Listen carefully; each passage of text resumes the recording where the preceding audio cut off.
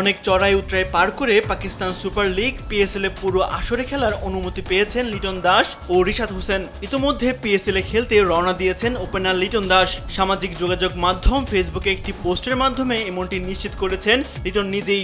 দেশ ছাড়ার আগে সবার সমর্থন ও দোয়া প্রত্যাশা করেছেন তিনি। করাচি কিংসের হয়ে পুরো আসরে মাঠ মাতাবেন এই ডানহাতি ব্যাটার।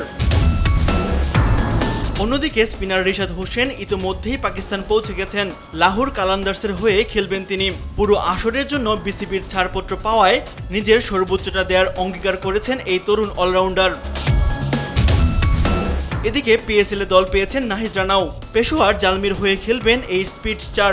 তবে জিম্বাবুয়ের বিপক্ষে টেস্ট সিরিজ থাকায় টুর্নামেন্টের শুরুতেই এই পেসারকে পাবে না তার দল। প্রথমবারের মতো কোনো ফ্রেঞ্চাইজি লিগে ডাক পাওয়া নাহিদ তার দলের সঙ্গে যোগ দিবেন সপ্তাহ দুয়েক পর। আগামী 11 এপ্রিল রাওয়ালপিন্ডিতে ইসলামাবাদ ইউনাইটেড ও লাহোর কালান্দার্সের ম্যাচ দিয়ে পর্দা উঠবে আসন্ন পিএসএল এর 34 ম্যাচের ফ্র্যাঞ্চাইজি লিগটি চলবে 18 মে পর্যন্ত। তবে 6 দলের অংশগ্রহণে এটি হতে যাচ্ছে শেষ টুর্নামেন্ট। আগামী বছর 2টি করে দল বাড়ছে এই ফ্র্যাঞ্চাইজি লিগে। তাসবিহ শরণ, স্পোর্টস ডেস্ক, দেশ টিভি।